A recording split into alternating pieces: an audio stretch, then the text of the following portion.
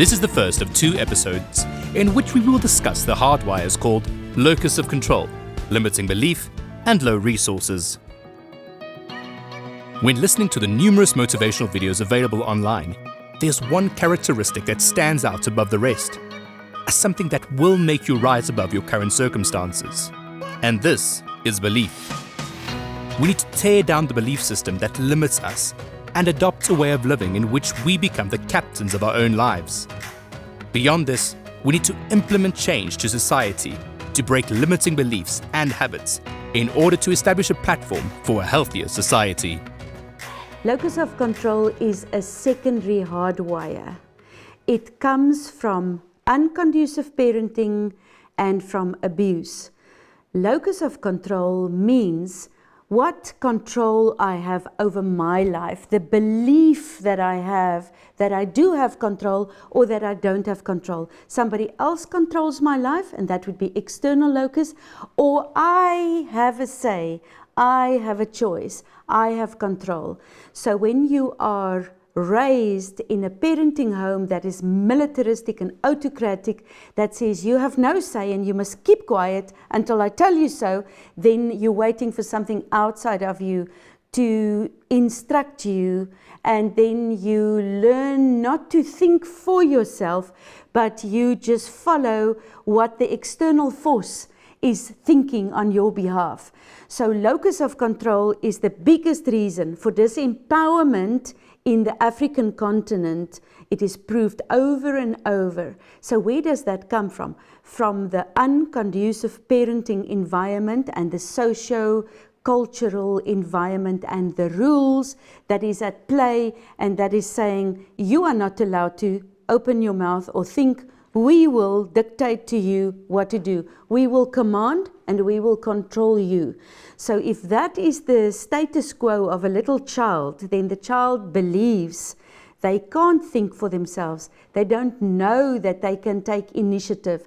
They don't know that they can come up with amazing ideas and amazing choices, and then they get stifled in their brains. So if a person has got external locus of control, in other words, I can't think for myself, you must think on my behalf. I can't do this for myself, you must do it on my behalf. You must give me, I can't. Then the human is going to become more and more dependent. We call it the chicken-minded mentality, where chickens get fed outside the barn with pips, milli-pips, and after a while those chickens don't go and feed themselves and they don't become free-range chickens anymore. They wait, they sit there and wait until the farmer comes to give the pips. The dependency syndrome kicks in. The more a person is dependent on somebody else, the more they will be abused, and they will just be a sheep that will follow and become a follower, and then you can control them like a puppet, and eventually you can actually take away their soul dimension, because they will not think for themselves and they will believe it's right. They will develop what we call a sense of entitlement and say, you must give me, I can't. And the more this regresses, chronic dependency creates the sense of entitlement syndrome, which creates the thief. Basically believing that I can open the fridge and I can take from you, or I can invade your property and it's okay, or I can go and just take over things. You don't have respect anymore, and you don't know where your boundaries are, and you actually haven't got a sense of self anymore, because you don't really know how to make choices. That is the most destructive state you can put a human being in, who's got such a high brain function and such an ability to respond, that can respond in a contributive way. Now they don't. They respond in a consuming way, what you can give me and that I need, and you stay in your primitive brain state. So there's the external locus of control.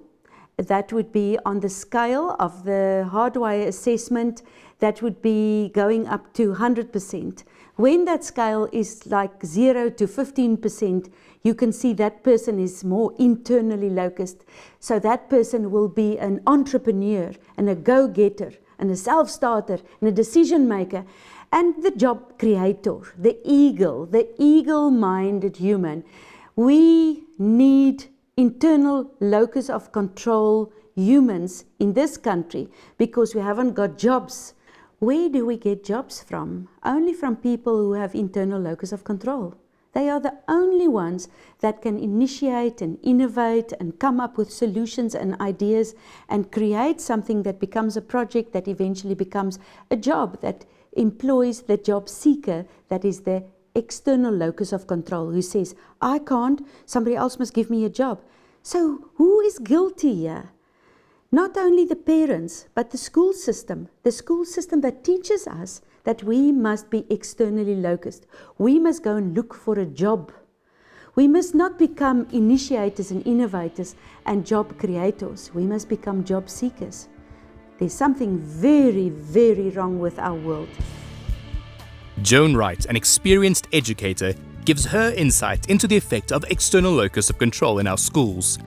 As an educator, I found that children are needing so much more structure. They're needing to have somebody switch their brain and be their thinker and be their initiator and creator. They're not having the ability to become initiators, creators. They're wanting guidance all the time. They're not becoming those self-driven, response-able young people that we know that they've got, and that yumminess that they've got inside them. And that's predominantly driven by huge anxiety to have to achieve, and anxiety from the parents as well to achieve. And a lot of it is coming from primitive brain activities. And what does that mean? What actually is that? That is from a level of high anxiety. High anxiety. And how does it manifest its way? It manifests itself in a variety of ways. We can either freeze, we just block out completely. We will fight and find every reason not to respond to whatever the task or challenge is. And we will flight and find every excuse. I need something to drink. I've got a sore stomach. I need to go to the loo quickly. I can't. All of that is just showing I'm not feeling okay. I'm not secure in this. And I actually am very, very anxious. And if we open up and have a look inside, so that's how it's showing it on the outside. But what have we got inside our dear young person? Is fear. They're showing fear. So how do we, as working with young people, overcome this and help them to become the initiators that they can be and get that yumminess that's inside of them out? How do we do this? There are 3 points that one would need to really look at. The first one is to meet them where they are. What does that mean? Meet them where they are. It means we need to meet them at the level that they are functioning. The level that they are functioning. What is that level? And there's a special term for that, and that's the OI level, the occupational intelligence level. And each one of those levels has indicators of how their behavior would be, how their behavior would manifest, the anxiety levels that they would have, and the way that we need to guide and crutch them to reach the next level of competency. Not only do we need to know their OI levels, another aspect that we do need to look at is what's blocking them. What are their hardwires? The blockers are the hardwires. Where do those come from and what are they? So right from the day that a child is born, the way their environment stimulates them, they have 2 feelings and 2 feelings only. I'm safe or I'm not safe. I'm okay, I'm not okay. I'm secure, I'm not secure. And it is every time that a child feels insecure and unsafe and not okay that one of those blockers or hardwires will develop. And it's those that keep them in that state of anxiety and fear. And that's what we need to know. That's what we need to really address and help them unblock what's blocking them and keeping them stuck in their particular OI level. The third thing that we need to do is look at the reasoning style of our children. We do need to know that emphatically, because we need to know how they're taking in the information, and that it's also the point that we had, is we've got to meet them where they are. So how are they taking in the information that we're giving to them? And our brain consists of, we need to be whole brain thinkers, which consists of putting the two different parts of our brain together, our more analytical side and our more synthesizing side. And we need to know which dominant side does this child have, and how do we address them and meet them where they are with their learning style, and make sure that we can give them the right way of learning and being able to assimilate the information that we're giving to them. So now, how do we do that? If it's a more analytical brain, it's a more Z brain where we zoom in on things, it's two-dimensional, and they need something tangible, paper, pen, something to work on, something in their hand. If it's a more ZOR brain or ZOR reasoning style, it's a more zoom out, where it's the visual, the kinesthetic, the music, the creativity, and how do we get mathematics through to somebody who is in this 4D creative state. And that is our challenge, to meet the analytical and the synthesizing and mesh it into whole brain reasoning. Independence is a key word within the study of occupational intelligence, and the goal to which all our actions should steer. Unfortunately, with our education system so focused on the details, on the facts that needs to be learned, the accumulation of the facts in the short-term memory becomes a problem. It becomes actually overpowering. And for that reason, the learner has to cope with some external factors to regulate and to control that learning. And the learner uses then the norms and standards and rules and regulations as an outside factor to control their learning. That means it's an external locus of control for their functioning. The learner, therefore, becomes accustomed to external factors that control his life.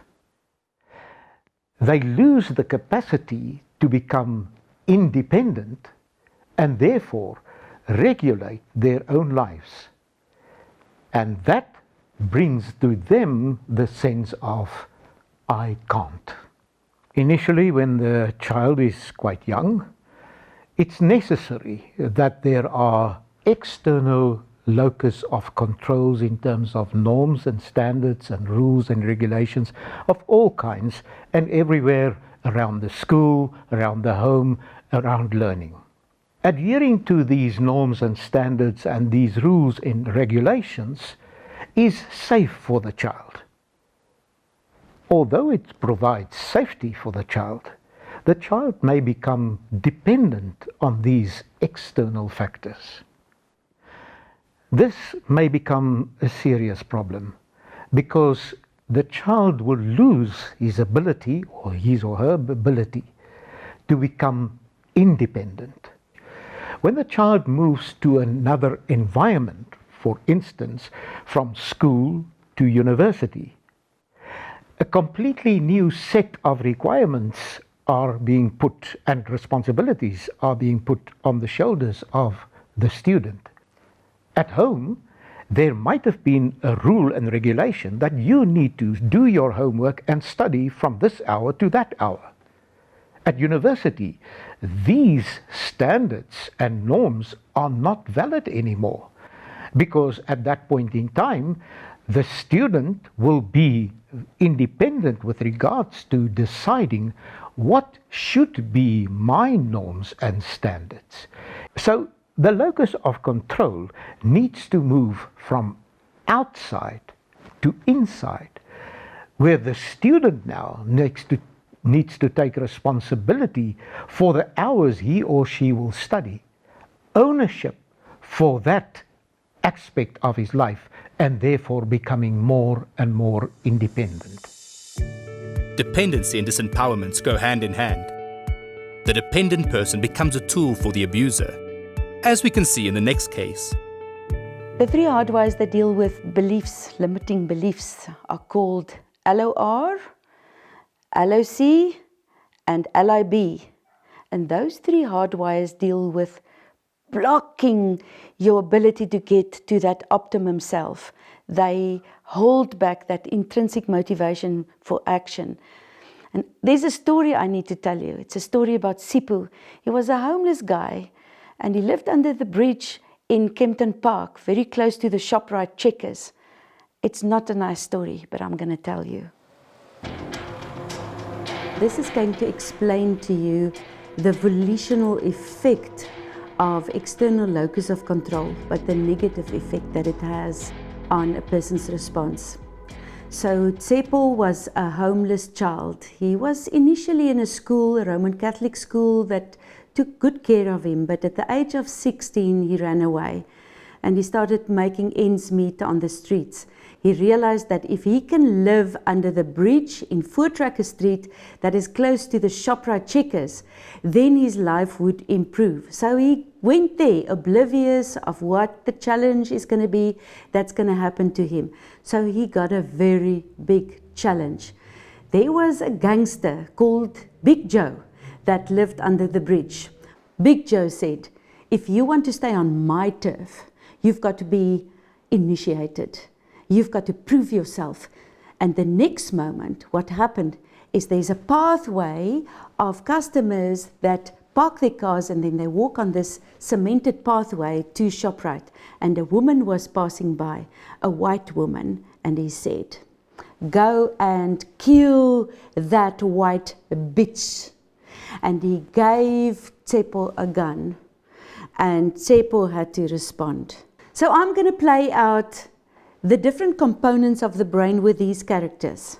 I'm going to show you what happens inside the brain that creates the volitional willpower towards the action or against the action. So how much intellectual energy does he have from a knowledge point of view? He's got a bit. He has got the theoretical knowledge, but not too much because he doesn't know exactly this specific gun. But they've been talking guns. So let's say if you look at the energy, the volitional energy, let's move it like up to there. All right, now the next part of the brain, his practical experience in the task. Has he handled a gun?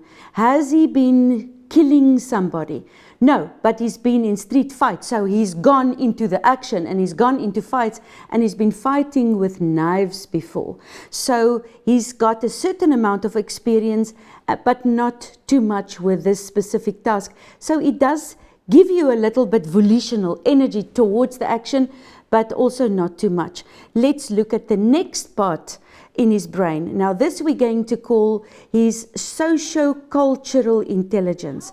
So from a socio-cultural point of view, how much energy does this challenge generate in Tsepo's brain towards the action? Think about that. He really craves to be part of this gang culture because he needs to belong to it. He needs to do something to actually become part of this culture.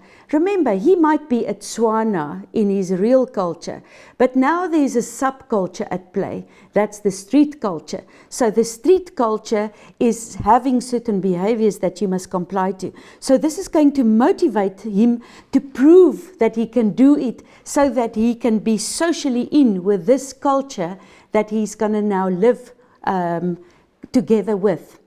So now you can imagine it's going to take quite a lot of volitional energy. So it's going to motivate him to prove that he can do it, and it's going to give him maybe even more volitional vavavoom into his brain than any of these other components of the brain. The next one would be spiritual. So this is this intelligence that is going to deal with love and with faith and with certain beliefs. And now if you think about it, he was raised in a Roman Catholic church, so he had learned some things about thou shalt not kill, maybe what's going to happen to you if you kill. So there must be something instilled in this boy, but he could also have enough to say, well, let God be with me while I'm doing this for my own survival, and he can use it to volutionize and to propel his action. Or he could say, well, God was never there for me, and I'm now in this mess, and I'm living a life where nobody cares and God doesn't care, so I can just as well go for it. So spiritually, it could volutionize him quite a lot to propel him into action. But in his case, what really happened is he really had a conscience. It did bother him and it did block his mind. It did not motivate him into action. So let's say there was no volitional energy from the spiritual side. He was actually hesitant. So what is the next one? The emotional intelligence component of his brain. So if he can feel he belongs and other people recognize him, then it would be very good for his emotional side. So I think this is quite a driver in his brain to want to belong. He has to belong. For dear life, it's a survival thing. So it's going to energize his direction to the action. Then the next one is called the primitive brain. Now the lower brain, the primitive brain. So the primitive brain is just one-dimensional. It can only go into fight or flight, but also into freeze, of course. So if this whole challenge is so big, it can make him to freeze. But so many other components in his brain is already moving him forward. He's definitely not in freeze mode. But do you think he's going to flight? Or do you think he's going to fight? There's too much at stake and too much energy already towards the action going on in his brain. So very likely he's going to go into the fight. And he's going to definitely go into the fight. Now, what I am teaching you today is the ELOC, the external locus of control. He hasn't got an internal locus of control if he's been thrown away by his parents. Nobody cares. He must just go along with whatever wind is going to blow him in whatever direction. So he's got an external locus of control. He is going to go for somebody like a Big Joe that is going to be the big energy negative force that's going to propel him to do something. He will fall into the mobs and things like that because he doesn't really have a say. He's not going to say, hey, Big Joe, can we negotiate this a little bit because I also have a say in this. No. The locus of control is so external, it's going to flood him into the action. And collectively, there's one blocker, and that is his conscience. And then also there's not maybe enough knowledge, and there's here and there's something that is still not 100%, but look at how much energy there is that's going to create a forward movement towards the action. And what happened really in real life? Tsepo did go into action because there's a lot of energy and volition in his brain towards that negative action. And then yes, he did shoot the woman. He didn't kill her, but he did shoot her and he did wound her. And he did get caught. And 3 years later, after his prison sentence, that's where I met him. By being responsive, adaptive, and contributive, our actions have the power to turn the tide.